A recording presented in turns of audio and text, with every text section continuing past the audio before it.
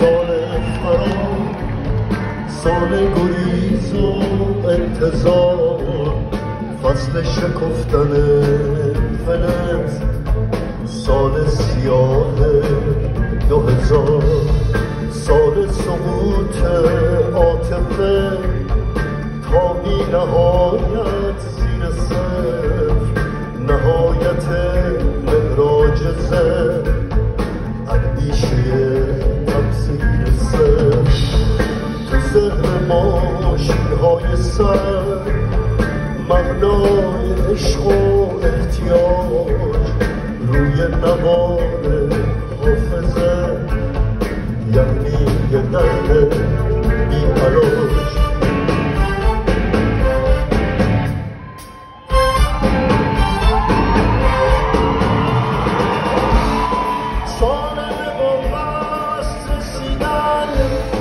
پنجه به دیوار کشیدن، از معنویت گم شدن، تن به غریزه بخشیدن.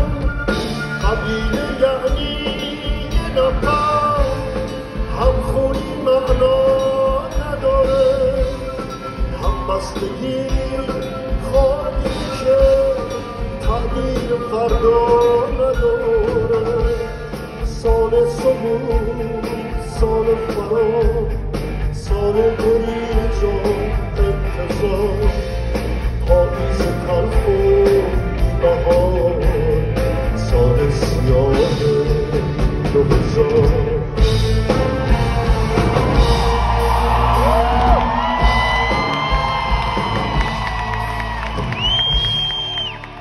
سالی که خون تو رگ‌ها نیست، قلب فلزی تو سینه است، وقتی که تصویر زمان شکستگی آینه است. قبیله یعنی یه نفر، همخونی معنا نداره، همبستگی خوابیه که تعبیر فردا نداره.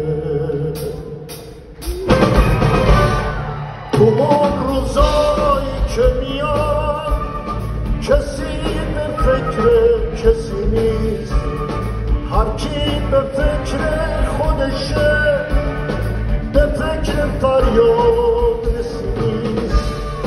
همه به هم بی اعتنا، حتی به مرگ هم دیگه.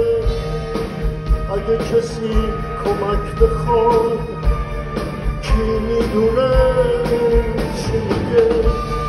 توی کتابای لغت سفید مرگا همیشه، نه دشمنی نه دوستی، هیچی نمیشه نمیشه.